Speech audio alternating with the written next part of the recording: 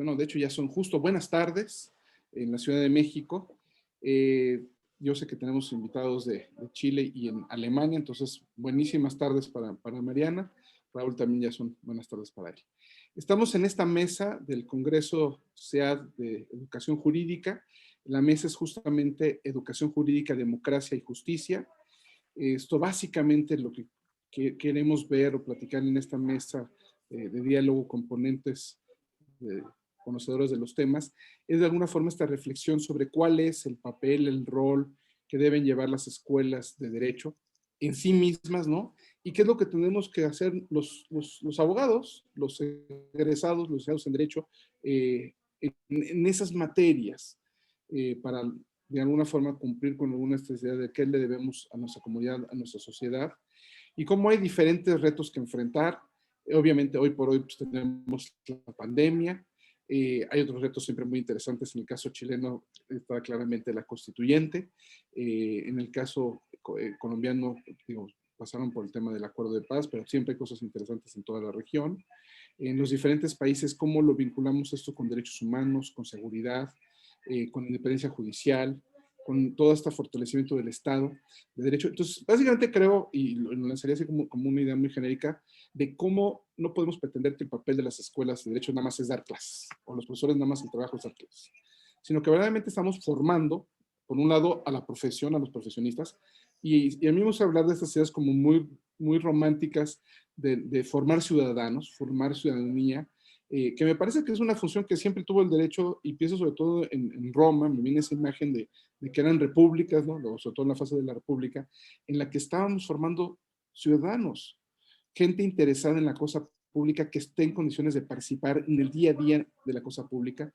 Y en ese contexto, pues básicamente, ¿cuál es el papel que tienen las escuelas de derecho, que tenemos los abogados, que tenemos en esta idea de formar actores sociales, agentes de cambio, de transformación? ¿Qué nos toca, no? Y para esto tenemos un panel de lujo. Está Alejandra Nuno, Mariana Velasco, Raúl Letelier, y entiendo que estamos teniendo problemas con la conexión de Rodrigo Primi. Confiemos en que se conecte en algún momento y se incorpora a la mesa. La dinámica, la adelanto, ya lo hemos platicado, tendrán 5 o 10 minutos para exponer cada uno de los ponentes en una primera línea. Yo, a partir de sus reflexiones en esa primera, les formularía una serie de preguntas generales o específicas, y al mismo tiempo les adelanto, estaríamos tomando preguntas de la plataforma y del chat, digamos, y en ese sentido, digamos, en una segunda ronda ellos reaccionarían quizás a estas preguntas y a las que ellos mismos se pudieran plantear desde su primera intervención, y dejaríamos quizás una última ronda para contestar esas preguntas, y vamos dando tiempo que vayan llegando esas preguntas. Y sobre todo, quizás aquí el tema es también de identificar cuáles son esas buenas prácticas que tenemos que ir incorporando en la educación jurídica para avanzar en estos temas de democracia y justicia. Y básicamente pensaría yo que esos son los grandes ejes que tenemos que identificar, y bueno, pues va desde los profesores, los alumnos, las materias, el método de enseñanza, la idea de entender que no nada más es el aula o el salón de clases, sino como cualquier espacio, hoy en día además en pandemia, cualquier pantalla, cualquier plataforma, cualquier reunión es un gran espacio, puede ser un gran espacio para aprender temas que nos parecen siempre muy importantes. En ese sentido, diría yo, otra discusión es, pueden ser reflexiones muy genéricas o pueden ser también a problemas muy concretos o reflexiones muy específicas de que esas en abstracto, pero también que se puede hacer. Y sin más, les empiezo a ceder el uso de las cámaras y micrófonos, así ya podemos decirlo ahora que estamos en un puro seminario, ¿no? Entonces, de entrada, Alejandra, bienvenida, tienes el uso de la voz y de la imagen. Muchísimas gracias, Imer. Muchas gracias a SEAD por la invitación, por supuesto, y qué lujo compartir las pantallas, como bien dices, con Mariana y con Raúl por lo pronto, y contigo, ¿no? Yo empezaría un poquito justo con una reflexión sobre la identidad de la universidad en la que estoy, ¿no? Yo formo parte de una universidad jesuita en México. En México es uno de los países con mayor número de universidades jesuitas en el continente. Y entonces, digamos que algunas de las reflexiones las hago desde justamente el llamado al que en general las universidades jesuitas se han sumado, y por supuesto las orientaciones fundamentales que tiene el propio ITESO acá en Guadalajara, ¿no? Desde la época de los 80s, un jesuita que tal vez es de los más conocidos en el continente, Ignacio Ellacuría, ya hablaba del rol que tenían las universidades jesuitas en el continente, y después el padre general lo retomó, básicamente diciendo que las universidades jesuitas están llamadas a la promoción de la justicia, ¿no? Entonces, me gustaría un poco empezar con eso, y centrarme en cuatro, digamos, ideas generales para después tal vez profundizar. Una de ellas sería que las escuelas de derecho, supuesto que debe estar llamadas a generar en el alumnado pues una conciencia de la situación actual en la que estamos. Pienso en México, seguramente en otras latitudes podría ser exactamente lo mismo, ¿no? Y cómo también el derecho ha contribuido a esas crisis, ¿no? A crisis de impunidades, a crisis de corrupción, a crisis digamos, de no entender la realidad en la que nos encontramos para pensar y plantear propuestas, por ejemplo, de justicia cotidiana, que no necesariamente tenemos que tener el gran litigio, sino entender que algunas cosas con buenas herramientas pueden, sin duda alguna, destrabar realidades o problemáticas que son evidentemente más complejas, ¿no?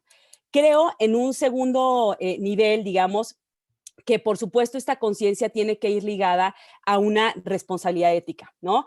Pocas veces vemos, creo yo, en nuestras facultades, no solo de derecho, seguramente en algunas otras disciplinas, que la ética, digamos, si bien nos va, es una materia tal vez aburrida, ¿no? Es totalmente teórica, es ajena a lo que estamos viviendo, y cómo es tan relevante entender, por ejemplo, que la ética, no solamente pensando, digamos, en un litigio, insisto yo, en México, seguramente Ymir lo recuerda, hace poco, en un estado cercano al nuestro, en Nayarit, se hacía referencia, por ejemplo, el rol de los notarios en haber contribuido a que después de una serie de torturas a diferentes pescadores, Nayarit está, digamos,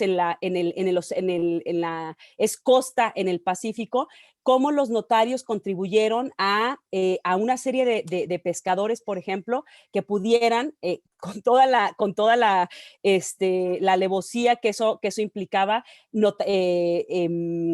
hacer escriturar sus predios para pues, personas y funcionarios públicos que en estos momentos están siendo procesados por diferentes delitos graves, ¿no? Entonces, digamos, no solamente siempre pensamos, creo yo, en justicia y pensamos tal vez en el aparato judicial, pero sin duda alguna, en las reflexiones éticas del rol que nos toca jugar como abogados, como abogadas, como profesionales del derecho, en todos los sentidos es importante, ¿no? Creo que un tercer tema es el estudio crítico del derecho, ¿no? Muchas veces los abogados y las abogadas, por lo menos acá, nos centramos mucho en formalismos, nos centramos mucho en lo que establece la ley, ¿no? No somos críticas de cómo podemos construir una valoración a la luz de cómo una norma puede ser seguramente injusta, y eso puede tener claramente implicaciones digamos, en otras latitudes. Y yo terminaría, tal vez mi primer intervención, creo que no solamente son las facultades o las escuelas de derecho, ¿no? Tiene que haber un abordaje universitario más amplio, es decir, por varias razones. Uno, porque si no hay una consistencia, una congruencia institucional universitaria de las facultades de derecho, seguramente estás pensando, por tú formas abogados, abogadas, ¿no? Que piensan en la utopía de verdad de un mundo más justo, más humano, más incluyente, pero estás formando ingenieros químicos, ambientales, que están, ¿no?, contribuyendo a la contaminación de ríos, como está sucediendo seguramente en muchos lugares de nuestro continente y por supuesto en México. O estás creando, ¿no?, profesionales en cualquier otra disciplina que podamos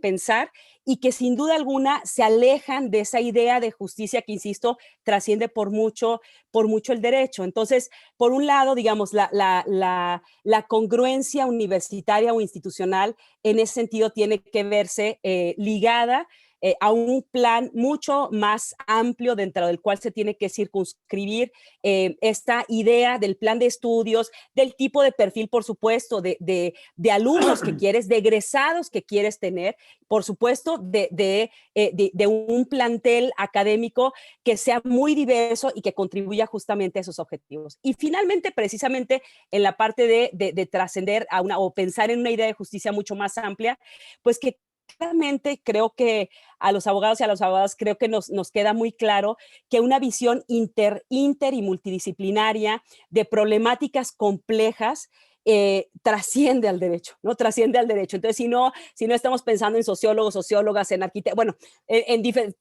creo que en muchos ámbitos lo podemos pensar.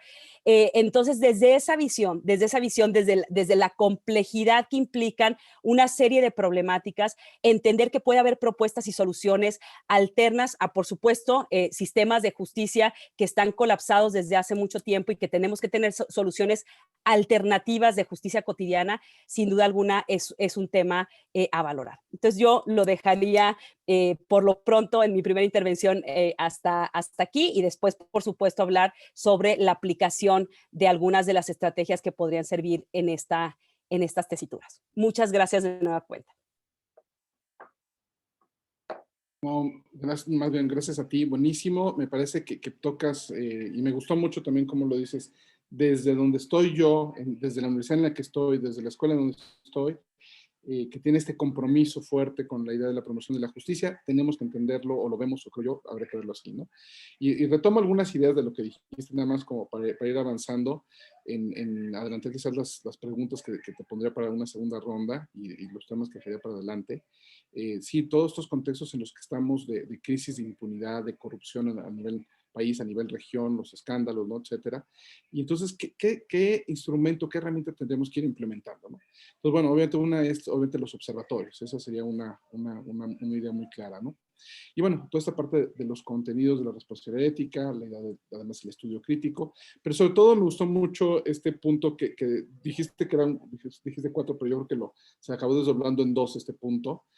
Quisiera como enfatizar que creo que pueden ser 2 preguntas o 2 niveles diferentes y buenísimos los 2, que no nada más es un trabajo que le tocaría a las escuelas de derecho, sino que también obviamente es la universidad, ¿no? Y cómo la escuela está inserta en una universidad y cómo tiene que complementarse eso, ¿no?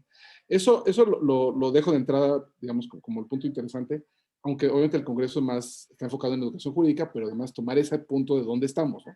Pero me gustó mucho lo que decías tú de que tenemos que vincularlo necesariamente con la intermultitransdisciplinariedad, me permito hablar de las 3, entre disciplinas, entre muchas disciplinas, y entre disciplinas que luego son transversales a los problemas, ¿no? El de pobreza cruza todas, la impunidad de la corrupción cruzan varias, ¿no? Entonces, ¿cómo haría el matiz de que eso también es algo que tendremos que enseñar más y mejor?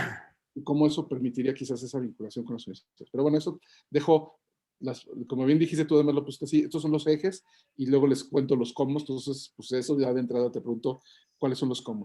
Y bueno, le doy ahora la palabra a Raúl Letelier. Él es chileno, bueno, eso ya con los chilenos siempre que empiezan a hablar se da uno cuenta luego, entonces bueno, estaría haberlo dicho yo, pero se los presumo, para que también igual en estos 5 o 10 minutos nos ponga su primera reflexión de cómo ve estos temas. Bueno, gracias al SEAD por esta invitación, gracias a Eduardo Román, que fue el causante un poco de esta invitación, que entiendo ahora ya no, me parece que no es parte del SEAD, pero está en otros lugares, ¿no? Te cuento algo, es parte del SEAD, el SEAD lo va a llevar a donde vaya, su vida siempre va a llevar. Bueno.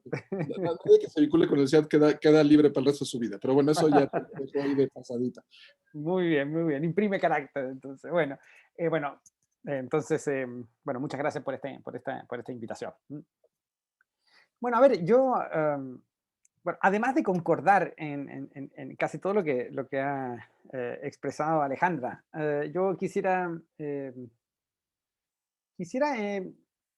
poner de relieve dos puntos, ¿no? Y estos 2 puntos los abordo de alguna manera, de esta manera negativa, en el sentido de que son dos tendencias que afectan a la universidad. Son dos tendencias sociales que le generan daño a la universidad. Y entonces el rol de la universidad es, creo yo, luchar contra esas dos tendencias. Entonces, por eso es que es una visión no tanto de desafíos a futuro, de desafíos positivos, sino que esta es como una versión un poquito más negativa en realidad lo que hay que hacer es luchar contra estos dos tendencias, que son tendencias bastante marcadas y que creo que han afectado a la universidad y también a las escuelas de derecho por ello. Bueno, la primera tendencia social actual, yo hablo un poco de Chile, creo que también puedo interpretar que esto sucede también en algunos países de Latinoamérica, pero es una especie de tendencia social a la uniformidad, ¿no? Es una tendencia que trata de alguna minar la propia idea de la universidad, ¿no? Que es de alguna manera contraria al particularismo, contraria a la uniformidad. Bueno, la uniformidad, esta idea de que deben vencer de alguna manera corrientes intelectuales que se asumen como algo así como ejemplos únicos de racionalidad, es una tendencia social marcada. Hay muchas palabras dulces para poder endulzar un poco esta idea, esta asunción de que hay un único ejemplo de racionalidad, que trata de permear a las organizaciones sociales, y que en la universidad esto queda muy mal, y que genera perjuicios que tal vez no se ven en el cortísimo plazo, pero yo creo que en un mediano plazo y en un largo plazo esto es terrible para la universidad. Entonces, la primera es esta idea, esta tendencia social a la uniformidad. Y la segunda es una especie digamos, que también es un poco una consecuencia de esta idea de uniformidad, que es la imposición de una especie de primacía de valores específicos y por ende de renuncia o de depredación de procedimientos institucionales. Hay una tendencia social a ir haciendo primar lo sustantivo por sobre los procedimientos, ¿no? O sea, lo que importa es esto, ¿no? El derecho humano, ¿no? Luego las concreciones son cuestiones secundarias, ¿no? La institucionalidad, la manera en cómo se protegen esos derechos es una cuestión secundaria. Lo importante es el derecho, ¿no? Lo importante es este principio, lo importante es esta otra cláusula general, ¿no? Y entonces, al final, el estudio del derecho, el análisis del derecho, se transforma en una especie de invención de principios. Si no le gusta este principio, aquí tengo otro, en una especie de cúmulo de estas ideas matrices, de estas primacías generales de valores específicos que de cierta manera van minando a la universidad y a las facultades de Derecho. ¿Cómo se combate estas dos tendencias, esta idea de la uniformidad y este desprecio por los procedimientos y esta primacía de valores específicos? Bueno, lo primero es que la primera forma de poder luchar contra la uniformidad es haciendo universidad, y esto es mostrando lo que es la universidad, que es la experiencia de la diversidad. La universidad es el gran espacio social para la diversidad. Esta es una diversidad que creo debiese ser construida y custodiada con instrumentos que incluso pueden faltar en otras entidades sociales, o que incluso puedan ser juzgadas por el derecho casi como discriminaciones, o donde puede haber cierta infracción a ideas, a principios como la igualdad ante. Bueno, la diversidad debiese ser custodiada en la universidad con instrumentos radicales, ¿no?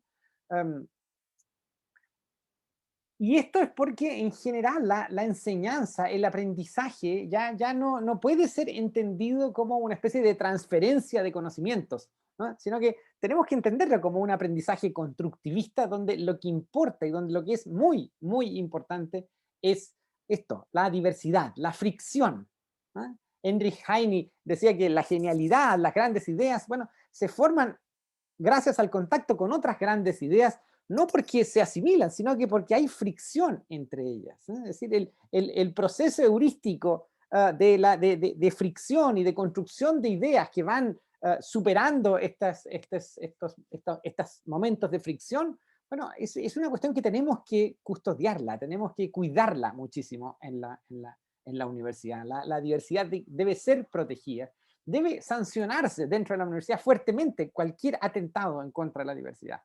Es decir, esto es una regla que debiésemos adoptarla con cierta radicalidad, en orden, como digo, en tolerar corrientes de opinión que incluso pueden ser muchas veces chocantes. Yo sé, en el desarrollo político, en el devenir político, hay muchas ideas, digamos, chocantes que se persiguen a veces penalmente, y hay toda una estructura para que eso no, la democracia protegida, por ejemplo, son los ejemplos clásicos. Bueno, la universidad debe ser un espacio donde la regla radical sea precisamente la diversidad. Principalmente porque, bueno, dentro de la universidad, dentro de la experiencia de la diversidad que los alumnos viven, bueno, se construye el aprendizaje.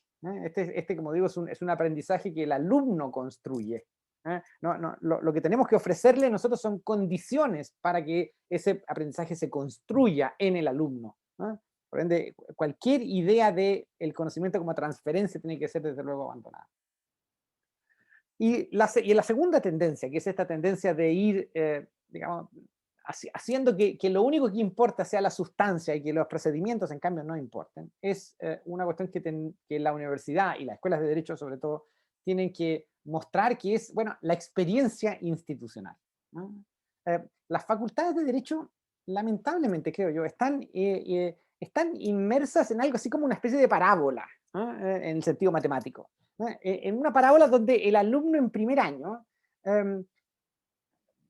ve un sistema que funciona perfecto, ¿no? Ve una teoría normativa coherente, ve el panorama de la dogmática jurídica que engloba y comprende toda la realidad social. Es decir, todo es orden de alguna manera en ese primer año, todo calza en ese primer año, ¿no? Y lo que viene luego, bueno, hasta el primer año, segundo año, y lo que viene luego es una caída casi, una caída libre, donde ya nos damos cuenta que en realidad, bueno, estas normas constitucionales sirven para decir cualquier cosa, el derecho se usa políticamente, si no me gusta este principio tengo aquí otro, donde la validez se discute siempre, donde no importa cuál es la regla que el Parlamento apruebe, porque siempre habrá un tribunal constitucional que diga cualquier otra cosa. Bueno, entonces lo que en primer año era todo orden, era todo...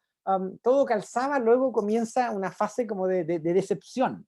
Esta es una parábola de credibilidad. Parto creyendo mucho en el sistema jurídico y luego me voy desencantando de ese sistema jurídico en el cual parece ser incluso todo vale y donde lo que importan son las élites que gobiernan y operan ese sistema jurídico. Bueno, esta es una cuestión que las escuelas de derecho deben reforzar. Lo importante son los procedimientos. Es decir, los ideales de justicia que tenemos son distintos, son diversos. Bueno, lo que importa entonces es que nos sentemos en una mesa y podamos dialogar entre nosotros, podemos llegar a acuerdos en algunos temas, podemos votar otros temas, pero lo importante es ese procedimiento.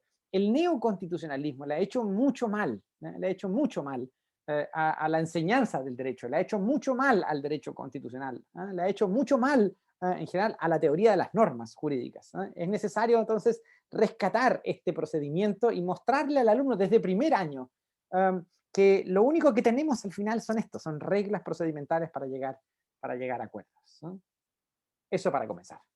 Gracias.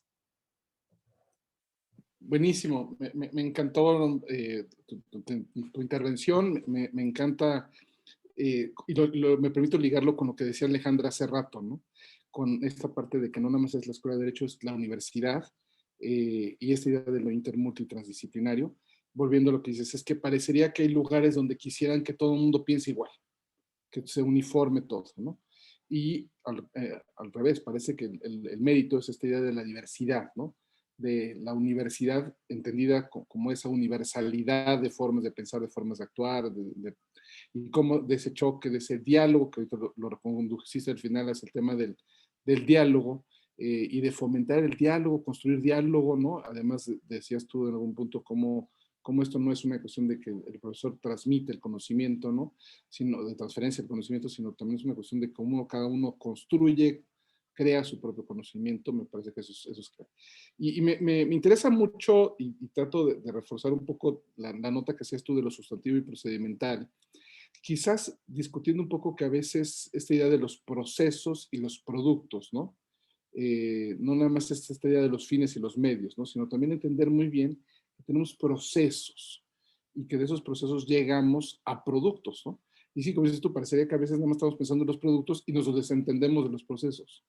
Pero eso también tiene que ver con una idea que a veces se nos critica como abogados, que tendemos a ser muy formales, muy conservadores. Lo dejaría también como una reflexión para ustedes, cómo enseñar a los abogados esta parte de lo procesal, lo procedimental, lo institucional, sin sonar demasiado conservadores. Entonces, esa sería como una pregunta que les dejaría a partir un poco de esta reflexión de Raúl, y sí, poniéndole esa parte que también decía Alejandra de la cuestión crítica del derecho, ¿no? Y cómo lo pones tú el tema del uso político del derecho, ¿no? Ya como vinculando cómo también tenemos que en nuestra enseñanza ir incorporando buena parte de esa conciencia, ¿no? Sobre la cuestión crítica del derecho.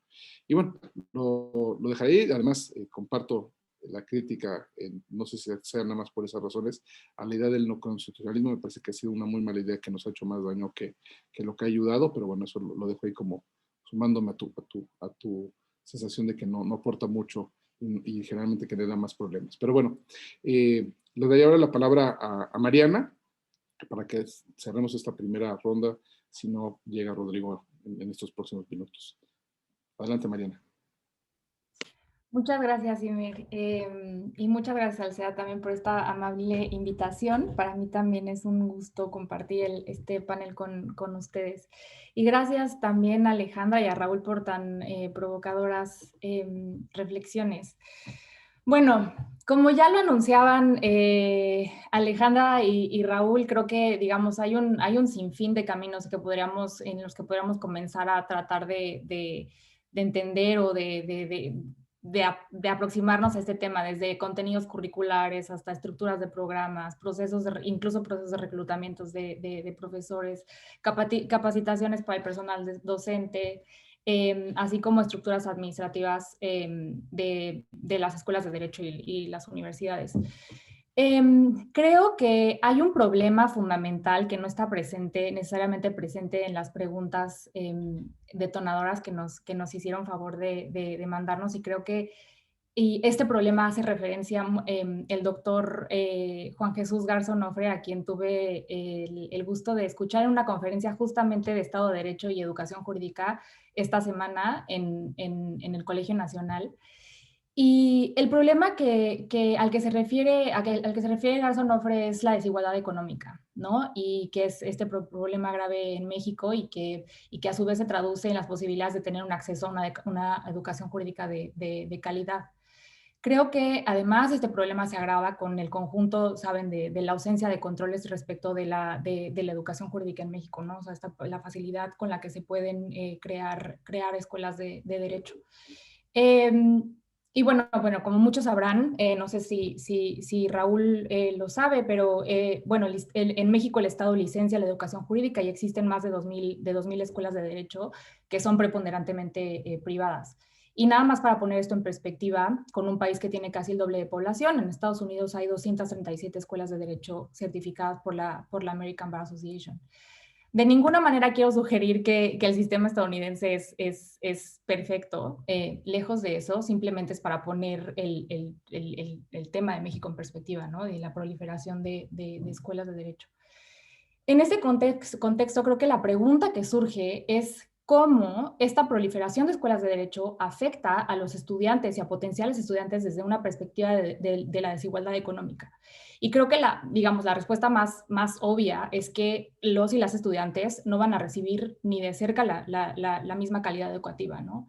Y en este sentido, un punto general que quería hacer como previo a mis demás reflexiones es que mientras el acceso a la educación jurídica implique tanta desigualdad, creo que el impacto que esta pueda tener para el fortalecimiento de la democracia y para el acceso a la justicia va a ser, en el mejor de los casos, bastante limitado. Pero ahora bien, ya siendo, o sea, más concreta, creo que las escuelas de derecho tienen un potencial enorme para ser espacios de transformación social, en el sentido de que es ahí donde se forman quienes van a ser el día de mañana los operadores del sistema jurídico, ya sea desde el lado del aparato estatal o desde la ciudadanía, desde las organizaciones de la sociedad civil, el litigio estratégico, incluso la práctica privada. Y quienes van a tener al final el impacto de fortalecimiento del Estado de Derecho y la justicia y la democracia. Entonces, en este sentido, las escuelas de derecho van a tener un impacto significativo en la formación, no nada más de abogados y abogadas, sino también, como decía Alejandra, y creo que Raúl también, de la formación de ciudadanos y ciudadanas responsables y comprometidos y comprometidas con sus comunidades.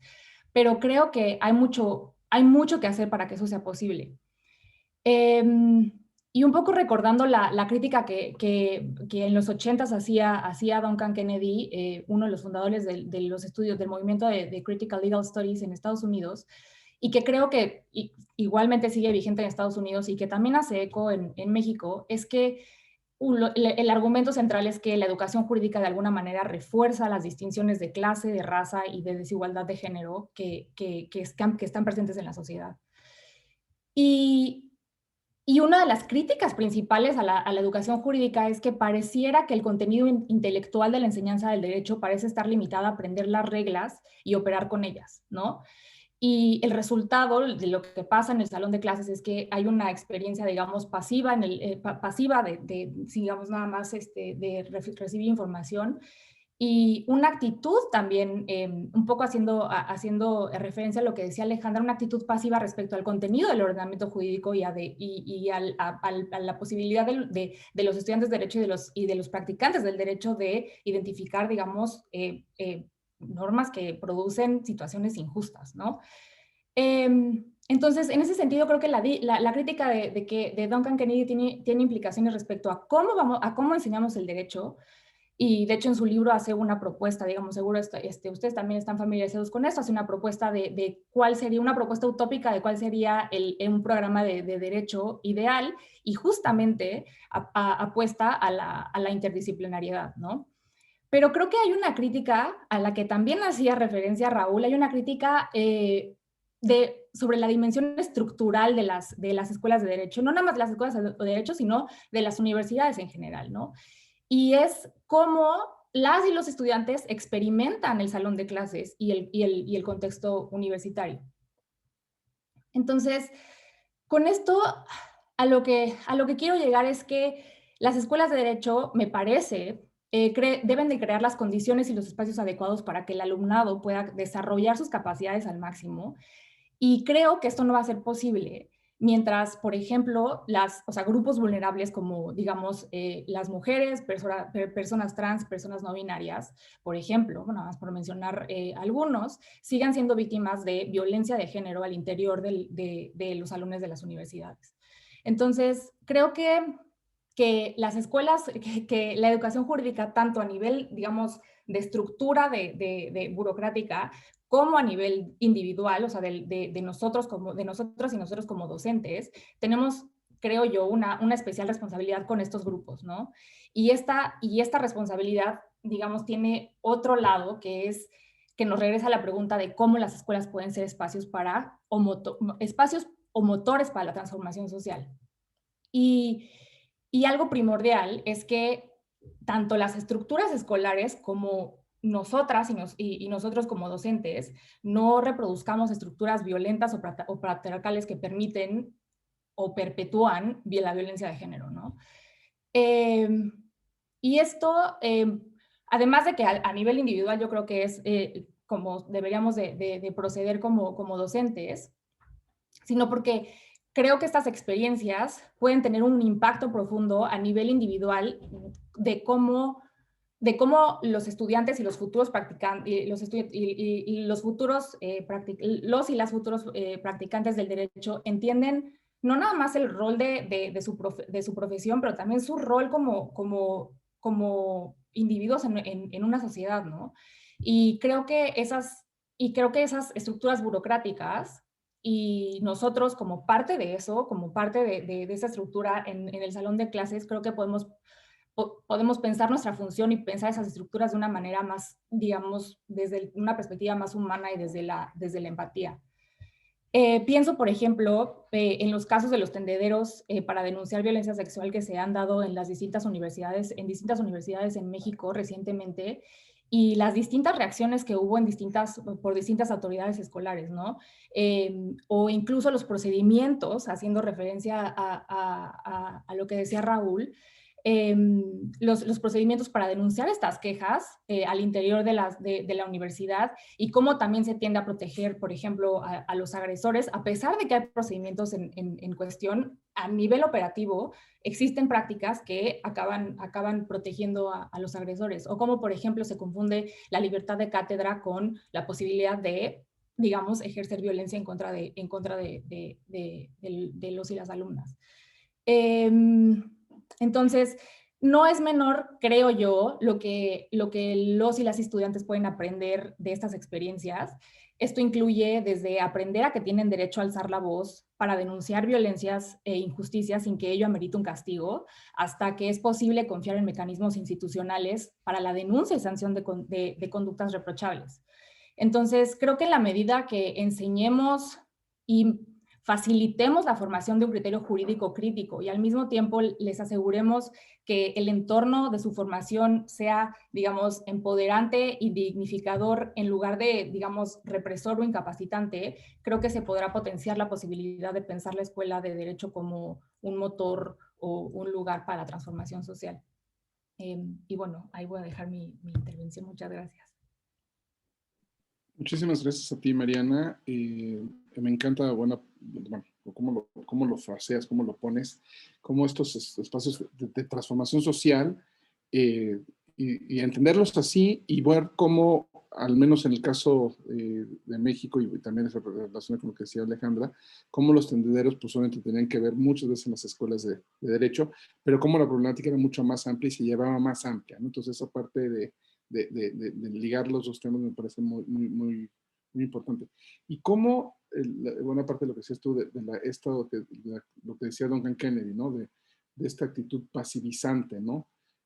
Meramente reproductora de la jerarquía ya existente, ¿no? Regresar a esa y romper de alguna forma con esa problemática, también lo mencionábamos con la intervención de Raúl, cómo tendríamos que regresar a esa idea como también una idea más crítica de para qué sirve el derecho y cumple o no cumple, o qué fines cumple.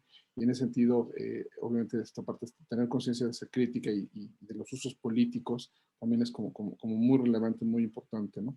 Y bueno, y sin duda alguna, esta idea de cómo hacerle para también esos problemas como más concretos, el problema concretamente que mencionabas, siguiendo a José Garzón Fretito, que también es de los que han estado vinculados al CEAD y estarán vinculados al CEAD eternamente, cómo de alguna forma este problema de la desigualdad económica también es una de esas ideas que estaba en el núcleo de la idea de universidad que estaba defendiendo Raúl hace rato, ¿no?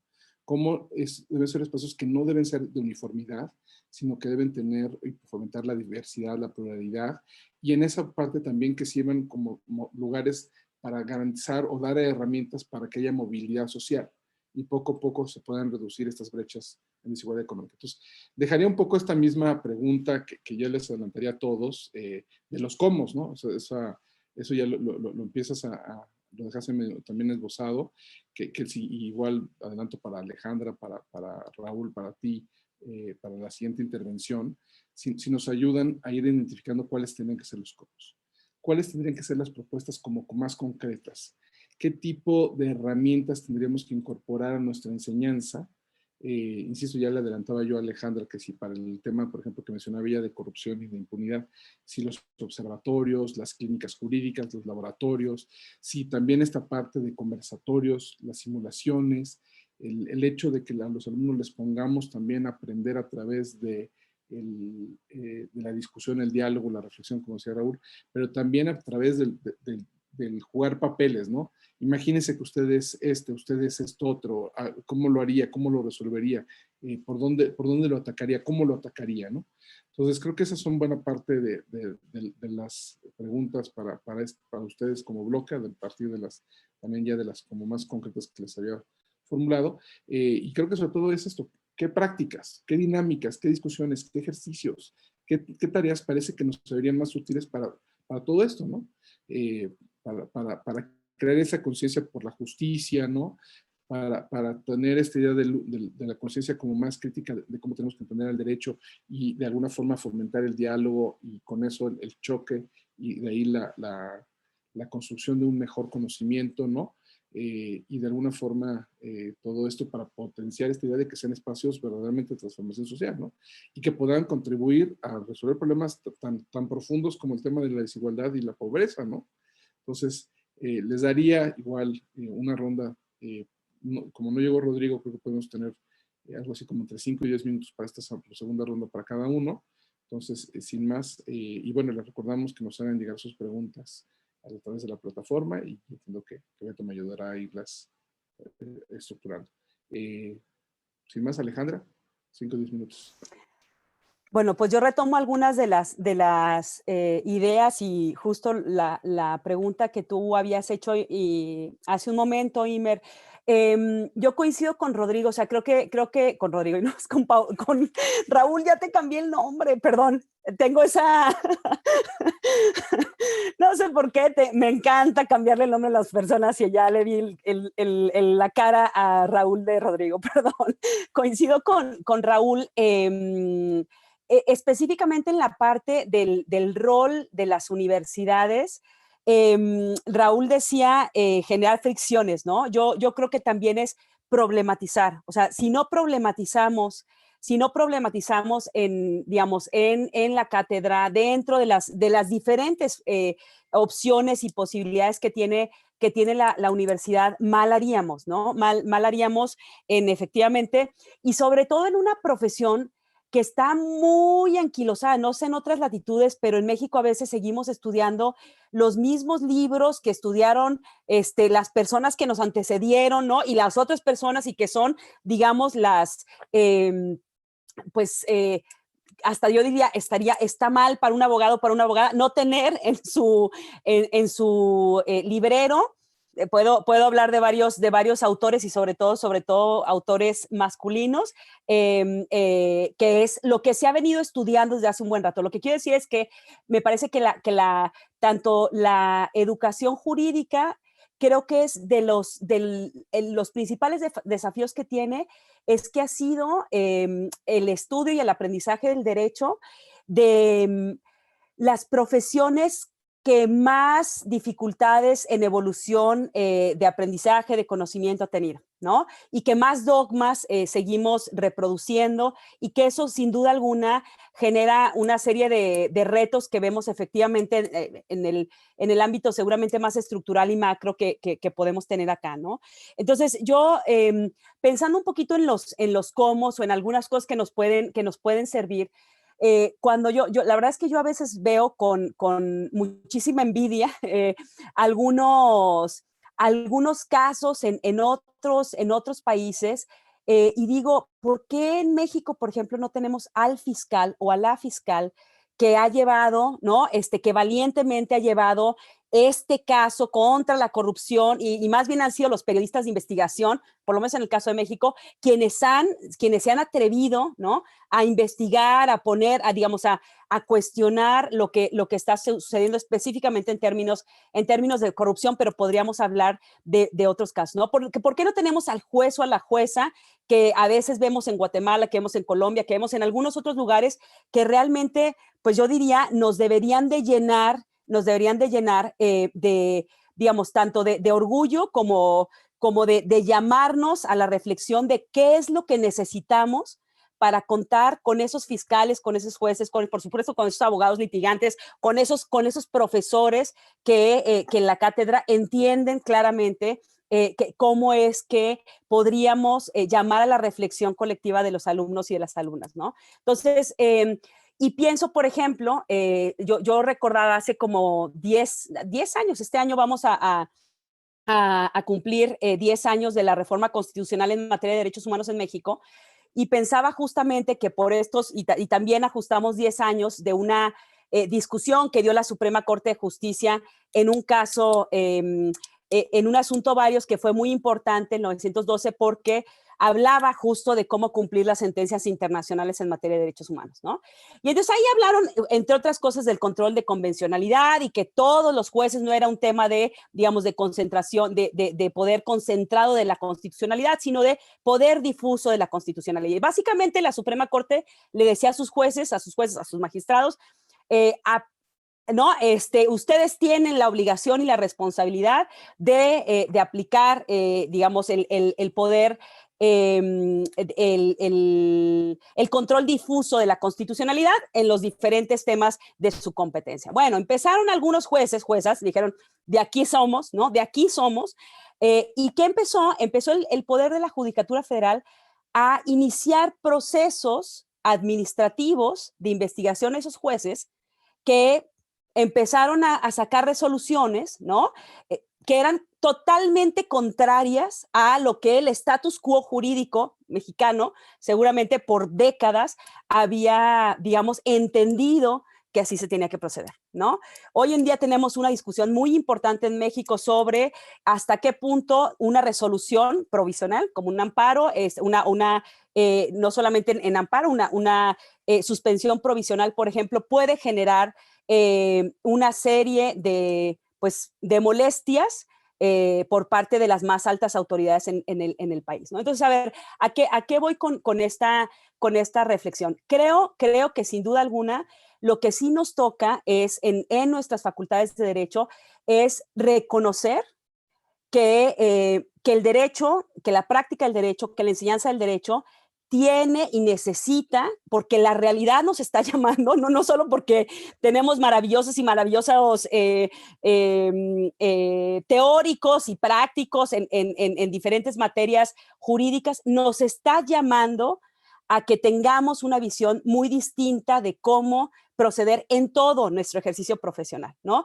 Entonces, creo que no es algo menor porque nos complica entender por qué los formalismos, nos complica entender ya en la práctica por qué no es, por qué el Ministerio Público tiene que girar miles de oficios, ¿no? Y llenar 3 tomos en una carpeta de investigación y con eso se entiende que estamos procediendo, ¿no? En cualquier trámite. Puedo dar cualquier ejemplo. Entonces, el tema de cambiar el paradigma de la educación jurídica no es menor.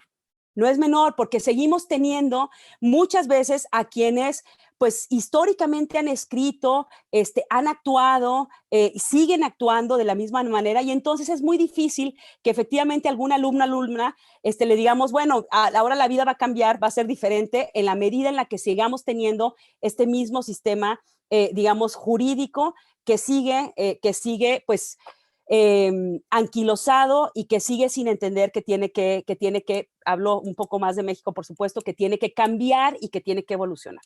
No es que todo, sobra decir, no es que todo lo anterior ha sido tremendo, pero sí el tema de solamente de pensar en trascender al formalismo jurídico es un llamado de atención, ¿no? Y acá hablo sobre el tema también ya como para ir concentrándome en algunas ideas de los cómo. A ver, hablando justamente de la importancia de pensar de manera más compleja y de manera tal vez más amplia, trascendiendo específicamente a las escuelas de derecho, yo coincido completamente con Imer que los observatorios pueden ser sin duda alguna una buena alternativa. Yo aquí hablo sobre el tema, no sé, en otros países, en México hablamos del servicio social, en el ITESO en particular, tenemos los proyectos de aplicación profesional. ¿Qué eran estos? Bueno, que básicamente cualquier persona, cualquier estudiante tiene que dar su servicio social dependiendo de los lugares, 3 o 6 meses en diferentes materias, ¿no? ¿Qué es lo que hizo el ITESO? Pues hace como 20 años y que sin duda alguna es algo que se tiene que ir pensando. Sí, a ver, si nosotros queremos tener una congruencia institucional universitaria, tenemos que entender que también el servicio social no necesariamente solo tendría que ser, vaya usted a un juzgado, haga de meritorio, ¿no? Unas 6 meses y listo, llenó y fotocopió y notificó y ya ahí le va, sino cómo podemos, por ejemplo, vincular estos PAPs primero con un acompañamiento más cercano de alguien que pueda llevar al estudiante, que pueda acompañar en ese proceso justamente de encontronazo con la realidad, ¿no? ¿Qué implica cuando te das cuenta que en juzgados, pues lo que todos sabemos, hay una serie de, seguramente de corrupción, o por ejemplo, ¿qué implica cuando vas a revisar o a darte cuenta de lo que hacen los diputados o las diputadas, hablando de las discusiones dentro del Congreso? Entonces, estos PAPs, estos programas de aplicación profesional, primero están pensados de manera tal que un estudiante, no necesariamente de derecho, puede ingresar a ese programa. Entonces, por ejemplo, ha habido una serie de convenios que se han hecho, por supuesto, con instituciones, con organizaciones de la sociedad civil, con otros, digamos, por supuesto que con empresas, ¿no? Dependiendo de las diferentes ópticas. Y entonces ahí un estudiante de ingeniería, al igual que un estudiante de derecho, al igual que un estudiante de psicología, puede, por ejemplo, ir a este PAP del Observatorio Legislativo y entender qué es lo que están haciendo nuestras y nuestros diputados en las discusiones que tienen, ¿no? Y después de eso, no solamente es observación, intervención, sino una valoración de qué es lo que, digamos, cómo debería por lo menos enfocarse un poquito el análisis, la propuesta, la crítica si toca de cómo están actuando algunas instituciones, ¿no? Cómo, por supuesto, eso te acerca a realidades más cercanas. Cuando tienes convenios con organizaciones que acompañan casos, por supuesto, de violencias de género, de tortura, de desapariciones, de migrantes, ¿no? Etcétera, etcétera. Entonces, ¿cómo esos servicios, esos proyectos de aplicación profesional están incentivados o están intencionados para que los y las alumnas también tengan, digamos, un cacho digamos, de acercamiento directo con la realidad, con problemas complejos y cómo se circunscriben en esas problemáticas, ¿no?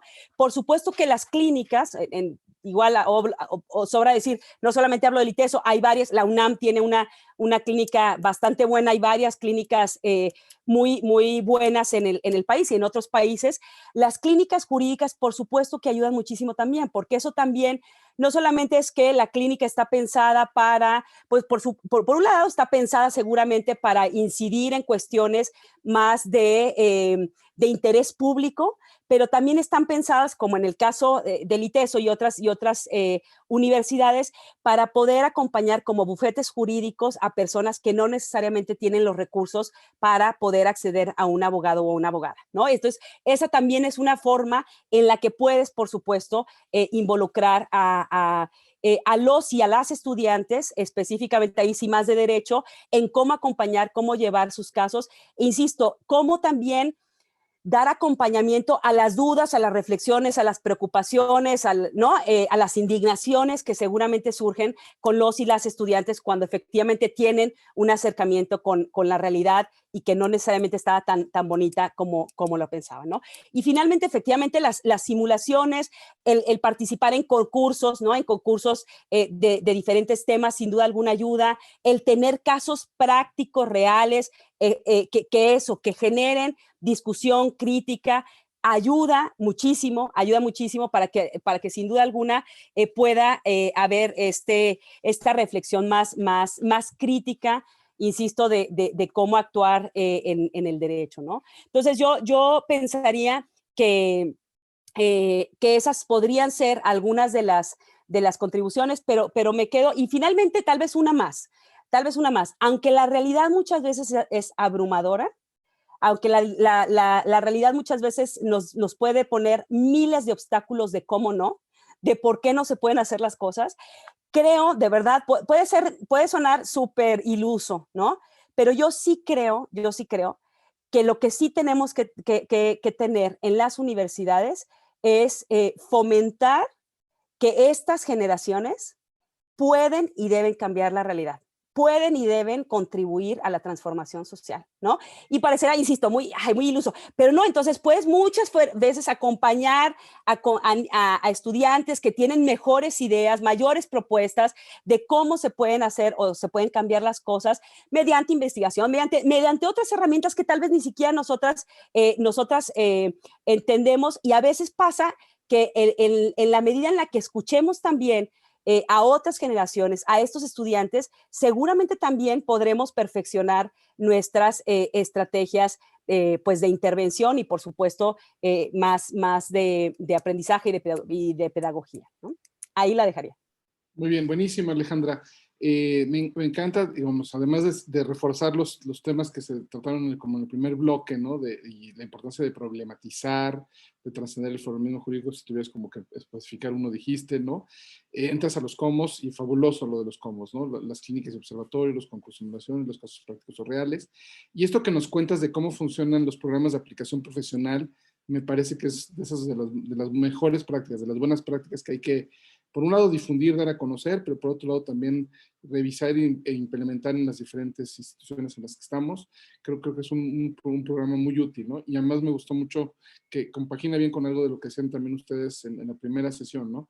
No nada más son abogados, no nada más es una problemática, aborda claramente todo el intermultidisciplinario, y en ese sentido pues vuelve a fomentar esta idea de la diversidad y la universalidad, y no nada más quedarnos con pensamientos como entendemos que tienen que ser como uniformes y todos tienen que tener exactamente el mismo conocimiento, y no, entender que cada quien va construyendo su propio conocimiento, su propio perfil, y que eso me parece que viene a ahondar muy bien en la discusión, ¿no? Buenísimo. Raúl. Bueno, a ver, la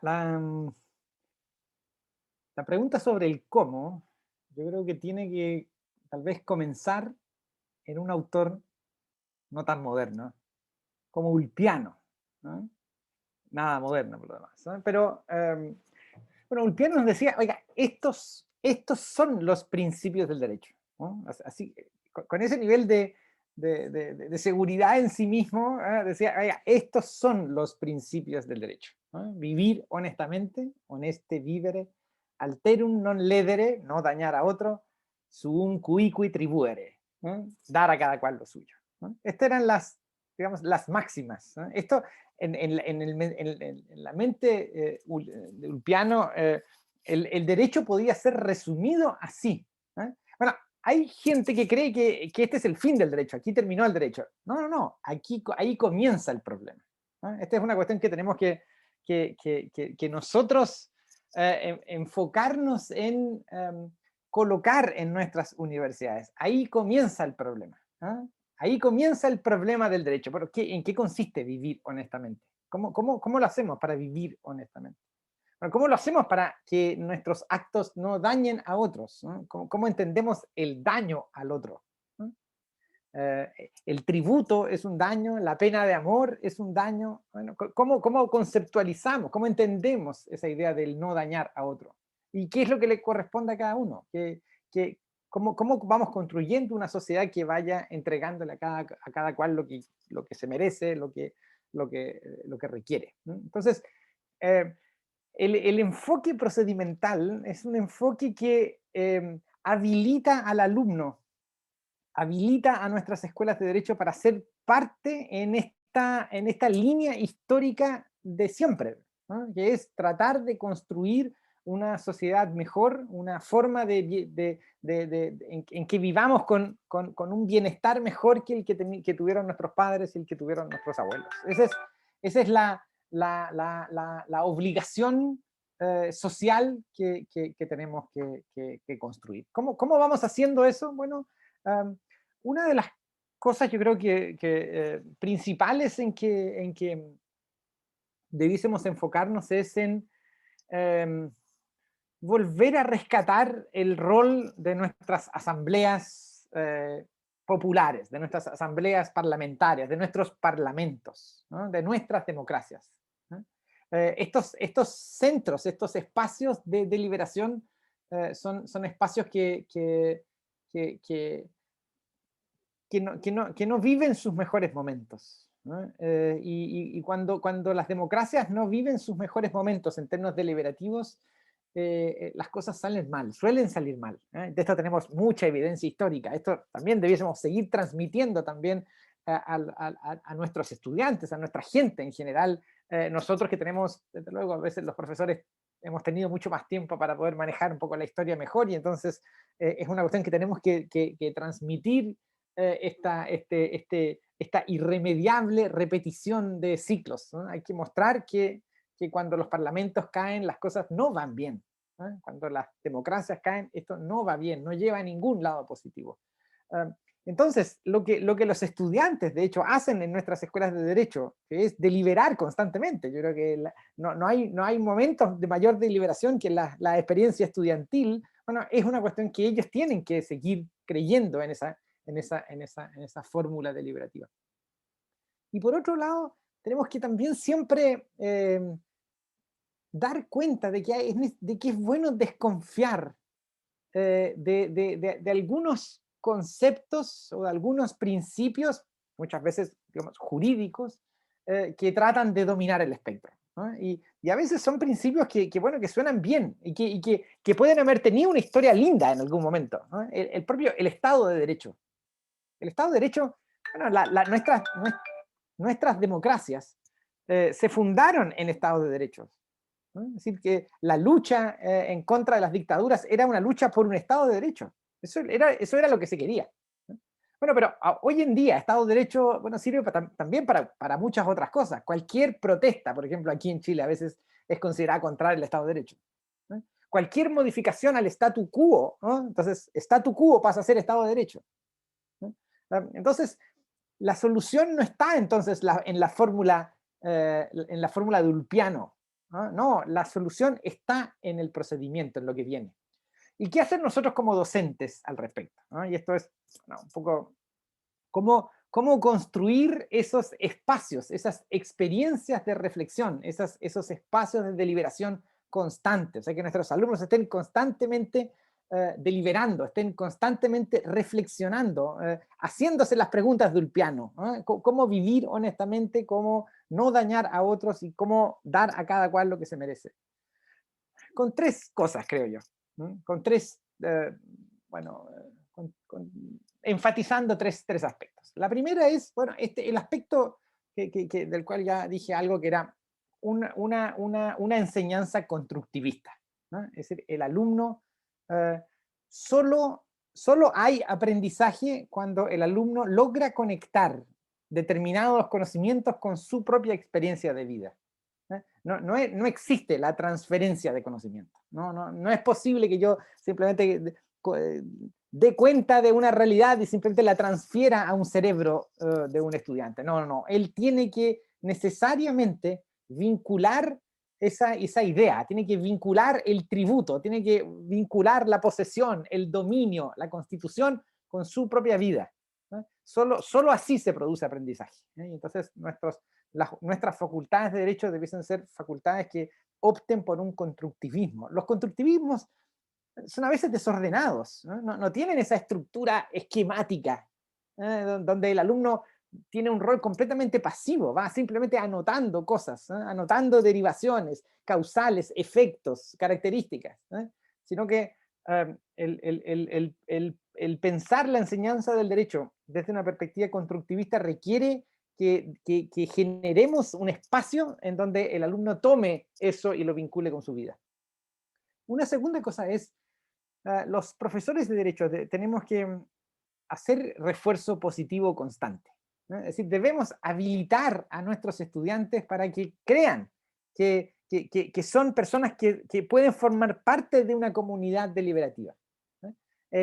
Una de las cosas, de los problemas que tienen los alumnos hoy en día es que no se sienten parte de esa comunidad, ¿no? Creen estar un poco al margen, ¿no? Este es un debate de otros, ¿no? No es un debate propio, y no es un debate propio porque, bueno, yo no sé mucho de esto, yo no conozco mucho de esto, me falta mucho, no entiendo nada, prefiero hacer otras cosas. Bueno, los profesores tienen que realizar un importante refuerzo positivo en los alumnos para que ellos se sientan parte, se sientan hábiles para participar en una deliberación, en la experiencia de la reflexión. Y finalmente, y esto es claro, solamente como una visión, diríamos, docente, nosotros tenemos que mostrarle a los alumnos que en el derecho hay cosas importantísimas, ¿no? Es decir, tenemos que mostrarle que la reflexión del derecho es una reflexión que puede hacerse con pasión, con felicidad. Es decir, lo que hay detrás es felicidad.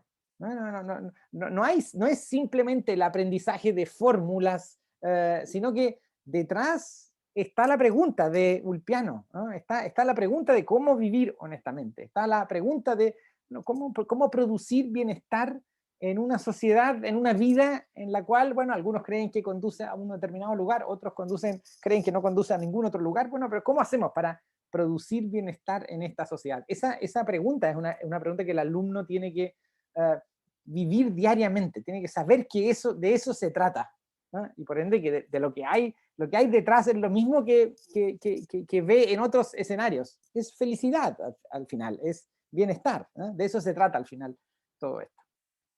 Eso, bueno, gracias.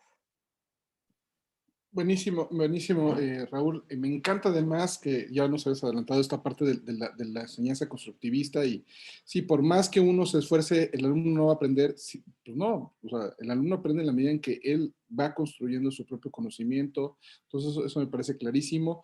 Dicen que para aprender a nadar, pues hay que echarse al agua, ¿no? Entonces, ¿cómo podemos pretender que uno aprenda a nadar enseñándole a otro a nadar, no? No, bueno, no, el otro es el que tiene que aprender una vez que se echa al agua, ¿no? Y entonces me gustó mucho que lo problematizaras y lo vincularas con el tema de las asambleas parlamentarias y las crisis que luego le atribuimos a nuestras cámaras, ¿no? A nuestros congresos. Y en ese sentido creo que hay una muy buena beta ahí para trabajar, para explorar, para trabajar en cómo los mismos salones de clase, los mismos alumnos podrían trabajar y aprender en ese ejercicio como si ellos fueran los parlamentarios, discutiendo, deliberando y desarrollando otras habilidades, ¿no? No es nada más esta idea de esta es la ley, ¿no? Sino, bueno, ¿cómo las hacemos? ¿Cómo las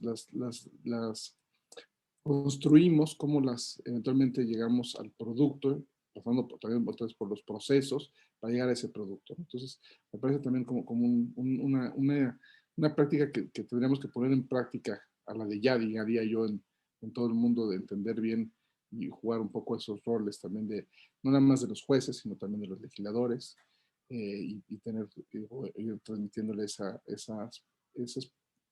desde esas perspectivas las cosas a los alumnos, ¿no? Entonces, buenísimo, me encantó también tu segunda reflexión. Pasamos ahora con Mariana. Adelante, Mariana. Gracias. Bueno, la pregunta, como sabemos, es sí, bastante complicada, y porque creo que, digamos, lo podemos ver desde el problema desde la perspectiva institucional y la perspectiva docente, ¿no? Y a nivel institucional, digamos, o más macro, a nivel estatal, en cuanto a la desigualdad económica y el acceso a la educación de calidad, es un problema en sí demasiado complicado, porque en México en realidad nos encontramos en una situación en que el Estado en algún punto se lavó las manos y dejó esto ahora sí que a la regulación del libre mercado, ¿no? Entonces, creo que en ese sentido el cómo, o sea, dado el abandono en que se encuentra, o sea, de la situación de abandono por parte del Estado en cuanto a la regulación de la educación jurídica, creo que pensar en digo yo, o sea, como en un esfuerzo organizado por parte de universidades y colegios de abogados, incluso replicando o haciéndolo junto en acompañamiento con el SEAD, para que esta situación de, digamos, como lo decía Tito en la conferencia el otro día, es que esta situación de descarnada liberalización de la educación y la profesión jurídica cambie, ¿no? Y hacer un esfuerzo para presionar para llevar las cosas hacia otro lugar. También a nivel institucional, a nivel de la universidad, creo que hacer referencia al punto muy importante que hacía Raúl, y es cómo, sobre los procesos, ¿no? Y cómo creamos procesos para que los y las alumnas puedan al final del día creer en las instituciones, ¿no? Y creer en que las vías institucionales son confiables y que las vías institucionales son las vías, digamos, o sea, que puede existir vías institucionales efectivas y eficientes para procesar diferentes tipos de necesidades, ¿no? Y creo que eso es también muy importante, que aunque, como ya lo mencionaba en mi primera intervención, hay procesos que existen, pero como todas las normas siempre, las normas no son perfectas y siempre hay digamos, siempre hay espacio para la mejora. Y creo que esta apertura también por parte de las universidades para escuchar a las necesidades de los y las alumnas es también algo muy importante, ¿no? Y que volvemos al punto, o sea, que hay variación entre diferentes instituciones. Hay universidades en que están más abiertas a escuchar al cuerpo estudiantil y hay otras instituciones que son más, digamos, que están en una posición como más cerrada, más resistente al cambio, ¿no? Y luego, a nivel docente, quiero retomar el punto también muy importante que hace Alejandra sobre el cambio de paradigma de la educación jurídica. Creo que este enfoque práctico, que a mí me parece fundamental a la hora de dar clases, en el sentido, aunque la clase sea, digamos, muy teórica, siempre creo que es importante hacer un esfuerzo como docente para acercar a los y las estudiantes al contexto en el que las normas operan, al contexto en el que las normas surgen, y sin duda también a la política que hay detrás de esas normas, ¿no? Y también a los diferentes proyectos políticos a los que ciertas normas obedecen. Creo que desde o sea, en tanto se haga ese esfuerzo de traer este tipo de enfoque práctico, haciéndolos, digamos, conscientes de cuál es el contexto macro en que las normas operan, creo que de esa manera podemos, digamos, ayudar a la formación a la construcción de un criterio jurídico crítico en los alumnos, sin tener que imponer, digamos, proyectos como el punto que hacían sobre el neoconstitucionalismo, ¿no? Simplemente, o sea, diversificar los materiales y que al final del día ellos construyan su propio criterio. Eso es a nivel docente. También hay otro punto sobre el nivel docente en cuanto a los cómo, y es el rol o cómo nosotros y nosotras entendemos nuestro rol en la universidad y en la escuela de Derecho, ¿no? Pero no nada más en la universidad y en la escuela de Derecho, sino dentro de la sociedad, ¿no? ¿Cuáles, además de formar a quienes van a ser los operadores jurídicos, qué es lo que digamos, con los que hacemos también investigación, qué es lo que estamos buscando con el trabajo que producimos, ¿no? Y creo que eso también es muy importante porque en el sentido de que nosotros podamos definir a priori, o bueno, en el camino, ¿no? Pero porque también es un proceso evolutivo de alguna manera, podamos definir cómo entendemos nosotros nuestro rol en la sociedad. Creo que va a ser más, o sea, creo que podemos comprometernos con eso, desde lo personal. Creo que mi rol también es un rol para fomentar, digamos, el compromiso con la democracia y el acceso y la justicia y el Estado de Derecho. Entonces, creo que en cuanto podamos comprometernos con ese rol, creo que va a ser más, no más fácil, pero más claro el camino que debemos de tomar para poder formar profesionales que también estén comprometidos con ello. Lo dejaré ahí. Gracias.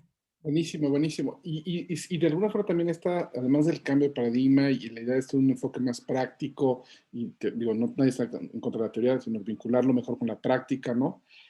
más crítico para construir un criterio propio, pero sobre todo esto que dijiste al final me encantó, porque también se acerca a cosas que también han dicho Alejandra y Raúl, en esta parte también de que nos gusta y queremos defender el Estado de Derecho y estamos en esa lógica, pero sí hay una tensión que hay que empezar también partiendo de una idea crítica, a saber que eso a veces es defender la jerarquía, defender el statu quo, defender la idea conservadora de lo que ya está ahí, pero al revés, estar conscientes de que eso es justamente lo que tenemos que transformar para que de ahí podamos a su vez usar esta herramienta para transformar realidades y me parece que los tres han dado muy bien en esos puntos, ¿no? Y les leo las preguntas que nos han llegado. Tenemos 3 preguntas. Eso nos daría así muy estricto si yo me apuro a leerlas casi 3, 5 minutos por cada uno para que reaccionen ante ellas. Las leo. Pregunta para todos los ponentes realizada por Paola Fernández. ¿De qué manera podemos hacer de las escuelas de derecho espacios que revalúen los fines de la profesión jurídica, que incluso sean congruentes con esos fines? Pregunta para Raúl, realizada por Sergio Anzola, otro de los colegas del SEAD. En Estados Unidos se han conocido muchos casos de profesoras despedidos por discutir asuntos que para algunos grupos de estudiantes son ofensivos y afectan su dignidad o bienestar. ¿Cómo preservar la necesaria fricción que señalas y proteger al tiempo el bienestar psicológico de la comunidad universitaria? Y otra pregunta más. Pregunta para todos los ponentes, realizada por Camila Ducón. Si bien actualmente hay una proliferación de discursos de odio, que muchos se censuran, en donde a pesar de estas censuras se siguen promoviendo a través de contramovimientos, grupos de extrema derecha y fascistas, incluso dentro de espacios universitarios. Por lo que mi pregunta es, ¿de qué manera, además de la sanción y la censura, las escuelas de derecho podrían manejar estos espacios? Y bueno, como les decía yo, nos quedan 14 minutos, así como que entonces eso da perfectamente para 3, 4 minutos por cada uno, y me quedan a mí 2 o 3 para cerrar. Entonces, más o menos estamos en ese rango. En el mismo orden, si quieren, Alejandra. Gracias. Trato de contestar las preguntas de Paola y de Camila. Yo creo que efectivamente hay cosas que nos trascienden, ¿no? En la medida en la que haya una claridad universitaria de un rector, de una asamblea, donde sí se le apueste directamente a un cambio de paradigma en la educación jurídica, pues en esa medida seguramente una podrá ver a un director o directora de la carrera de Derecho, ¿no? O a la creación de diferentes instancias al interior de la universidad que vayan, digamos, con esa congruencia. Creería yo que efectivamente no hay quiero decir, no es una varita mágica que con esto ya hay congruencia y listo, acabamos y nos vamos, ¿no? Y creo que en la medida en la que el proceso sea, yo coincido que es un proceso y que sea más colectivo, creo que en esa medida seguramente el resultado va a ser mejor. No creo, bueno, ahí la dejo. A ver, sobre el tema de los discursos de odio y las sanciones universitarias, efectivamente, yo retomo mucho lo que decía Mariana en su primera intervención sobre todo lo que está sucediendo en las escuelas mexicanas, seguro en otros lugares, en relación específicamente a, pues estos discursos de odio, ¿no? Estos discursos de odio que se dan, digamos, tanto en la práctica como en algún mensajito, como en la, digamos, en el trato diario con los estudiantes. Yo creo que cualquier universidad en estos momentos tiene que tener una política clara, por un lado, de rechazo de cualquier iniciativa que tienda a excluir, que tienda a discriminar, que tienda a violentar a cualquier persona o a cualquier sector social. Eso por un lado, ¿no? Por otro lado, seguramente debe tener dentro de esa política protocolos de atención, cómo justamente, digamos, dar cauce a cualquier denuncia. Puede ser contra un profesor o profesora, pero también puede ser contra el propio alumnado o contra otro personal de la propia universidad. Y creo que en la medida en la que se difundan los resultados de esos, digamos, de cómo se retomaron esas denuncias, también ayuda, ¿no? Es decir, el rechazo de la universidad diciendo, hace muy poquito vimos una universidad privada, por cierto, donde un profesor de Derecho fue cesado precisamente por sus comentarios. Entonces, pero creo que por otro lado, hablando justamente de que que no siempre la sanción es la mejor solución, sin duda alguna esto tiene que ir de la mano con espacios de sensibilización, de discusión, de diálogo, porque si no lo que pasa es que seguramente cualquier persona se va a restringir de seguir, ¿no? Discriminando, diciendo, hablando, pero de todas formas, hablando en serio de procesos de deconstrucción, de reconocer de reconocer la diversidad, si eso no va ligado a procesos de diálogo, de reflexión, me parece que va a quedar trunco, ¿no? Entonces, solo ahí me quedo. Buenísimo, Alejandra. Raúl. Bueno, a ver, la universidad debiese tener una regla, digamos, subsidiaria, una regla de base que sea algo así como una libertad radical para construir pensamiento. Y eso basado principalmente basado en la diversidad, en la búsqueda de diversidad.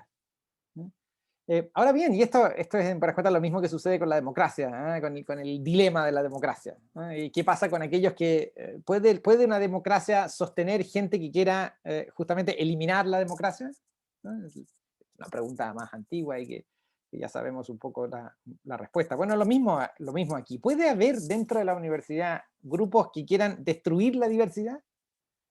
Desde luego tiene que ser una diversidad combativa, ¿no? Es una diversidad militante, en el ejemplo de la democracia, también una democracia militante, una democracia que se proteja a sí misma, la diversidad hay que protegerla a sí misma. Por ende, bajo el pretexto de la diversidad, desde luego no podemos encontrar discursos discriminatorios, discursos de odio, discursos de desigualdad. Esa diversidad tiene que ser una diversidad protegida, una diversidad militante, ¿no? Y por ende, eso nos da un ámbito en donde, por regla general, la universidad protege una libertad radical en la producción de pensamiento, pero por otro lado se protege de cualquier atentado en contra de la diversidad que promete construir. Hay un libro precioso de Scott Page que se llama precisamente La diferencia. ¿Cómo, dice él, cómo es que la diversidad hace que las instituciones funcionen mejor, que los grupos funcionen mejor, que las personas generen mejores ideas? Bueno, la diversidad tiene que estar protegida, tiene que ser una diversidad militante, porque es universidad. Pero desde luego con esta regla radical de libertad de pensamiento que puede estar a lo mejor atenuada en otras instituciones sociales. Este es como lo que siempre se discute respecto, por ejemplo, de la administración pública. ¿Pueden los funcionarios públicos decir lo que quieran en cualquier momento, incluso en su propio ejercicio de una función pública? Bueno, ahí hay una discusión importante. ¿Pueden los jueces tener libertad de expresión? Bueno, esos son temas muy bonitos, pero en la universidad, en cambio, la regla radical debiese ser libertad en la construcción de pensamiento. ¿Y cómo construir espacios que reevalúen la profesión docente? Esa es una pregunta dura, es una pregunta difícil. Que en buenas cuentas es cómo generamos nosotros espacios que prestigien al docente, ¿no? Que den cuenta de bueno, lo que es la actividad docente. Y yo creo que una de las cosas, los problemas que hoy día tenemos con la actividad docente, uno diría, esto se podría llevar a los extremos del profesor libro, ¿no? Es decir, el profesor que da lo mismo ir a su clase o no, esto es un libro. Él le pone play a una clase y el alumno tiene un rol completamente pasivo ahí, ¿no? Ese es un ejercicio de la profesión docente que no prestigia la docencia. Y lo otro es el profesor político, ¿no? Este profesor que va a decir que todo es posible, que todas las cosas pueden ser reconducidas a lo mejor a lo que él opina, donde el derecho ya no tiene ese formalismo, que a lo mejor es lo único que enseña el profesor libro, pero ese profesor político que muestra solamente los intersticios, ¿no? En el lenguaje hartiano, ¿no? Ese donde todo es posible, bueno, eso también no prestigia la profesión docente, ¿eh? Tenemos que rescatar ese punto medio, ¿eh? Como todo en la vida, siempre al final hay un punto medio de racionalidad que nos muestra que, bueno, la manera de poder prestigiar nuestra profesión es generando espacios, generando la experiencia de la reflexión en el estudiante. Buenísimo, Raúl, muchas gracias. Mariana. Gracias, Imer. Yo quiero retomar, creo que todo lo que dijo Alejandra en cuanto a cómo atender esta proliferación de discursos es muy al punto, o sea, muy importante lo que dijo, y quiero secundarlo 100%. Creo que además de eso, hay una cosa que creo que puede, digamos, como que igual no hemos tocado a profundidad, pero es un poco también darles el control a los estudiantes de su propio, de la propia formación de su, digamos, de su criterio, ¿no? Y nada más quiero dar un ejemplo y hacer referencia también al tema de la fricción, del valor de las fricciones que Raúl hacía referencia. Y a la experiencia que yo tuve como desde el lado de estudiante en Estados Unidos, ¿no? Y un poco también haciendo referencia a la pregunta que hacían sobre los casos de los profesores que han sido despedidos por discutir asuntos que para algunos estudiantes son problemáticos.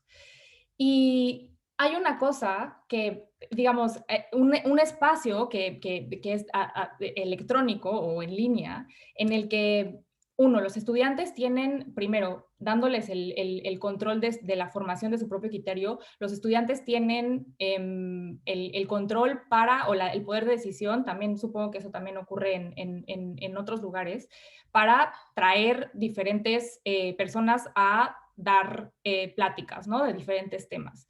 Y esto claramente en la escuela como en el mundo hay personas que son conservadoras y personas que son más liberales. Y esto una y otra vez generaba fricción y peleas y confrontaciones muy reales y que para mucha gente también implicaban, o sea, que implican no nada más una confrontación con alguien, una pelea, sino que incluso ponentes que sostienen posturas en que están cuestionando el valor de la existencia de cierto grupo de personas, ¿no? Y creo que algo muy importante de esto es que el cuerpo estudiantil o las personas que se sentían afectadas se sentían, digamos, empoderados para ir y manifestarse, ¿no? En los salones en donde fuera a hacer la plática, a confrontar al grupo que había llamado al profesor. Y creo que detrás de esto está, aunque son experiencias complicadas, porque volvemos al punto, pueden estar cuestionando el valor de la existencia de un grupo de personas, que eso es muy problemático, pero también creo que lo valioso es como, lo que se puede sacar de esto es que los estudiantes se sienten con el poder de denunciar eso, ¿no? Y que no, institucionalmente, no hay ninguna expectativa de tener un castigo por manifestar su desacuerdo con ello, ¿no? Y creo que eso también es muy importante, que crear los espacios y al mismo tiempo, después de las confrontaciones, crear espacios de diálogo y de sensibilización entre diferentes grupos, digamos, y también con los profesores, ¿no?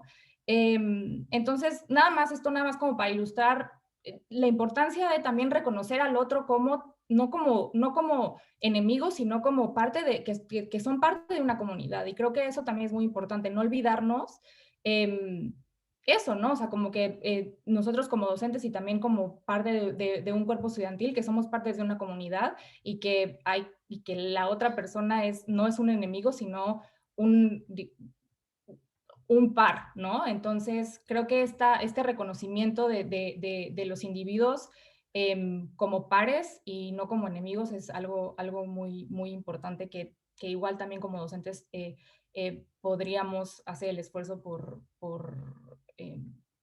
sí, por fomentar en nuestros estudiantes. Y bueno, creo que sí, como creo que eso sería todo lo que podría decir sobre esto. Buenísimo. De hecho, yo creo que hay mucho más que se puede decir. Estoy seguro que tienes mucho más que decir, pero el tiempo es cruel y tenemos que cerrar la mesa. Diego, yo quedé encantado, fascinado. Me parece que han puesto muchos temas sobre la mesa, una mesa de diálogo muy enriquecedora. Muchísimas gracias a Alejandra Nuno, a Raúl Letelier, a Mariana Velasco y bueno, y a Rodrigo Primi, que no se conectó, pero también siempre ha aportado muchas ideas y reflexiones a este tema, a estas temáticas. Entonces, pues de entrada, yo insisto, me pareció buenísimo, me encantó todo lo que dijeron. Una notita que me quedó al final un poco de esto último que decías, Mariana, y en general todos, es ese punto de la importancia de la diversidad. Sí, en respeto, en tolerancia, ¿no? En ser flexibles en cierta medida, que los currículums sean más flexibles para que cada quien construya su propio conocimiento. Sí hay universidades que son más uniformes en cómo enseñan las materias, tienen que ser una currícula fija, y hay otras que han logrado introducir aspectos de que se puedan diferenciar al menos el último semestre, el último año, los últimos dos. Entonces, eso para que cada quien también vaya identificando, como es en otros países o como es al menos los posgrados. Nadie tiene el mismo posgrado porque no se van a dedicar exactamente lo mismo, ¿no? Entonces, en ese sentido, me parece que la mesa ha sido muy, muy grata y no queda más que felicitarlos a los ponentes, agradecerles a los que nos han apoyado en la realización de la mesa y a toda la gente del SEAD, pero sobre todo también a toda la gente que está siguiendo el Congreso y invitarlos a las siguientes mesas y a darle seguimiento al tema y están cordialmente invitados inclusive para el Congreso del próximo año. Seguimos en contacto. Muchas gracias. Un gusto. Gracias. Gracias, hasta luego. Luego, chao.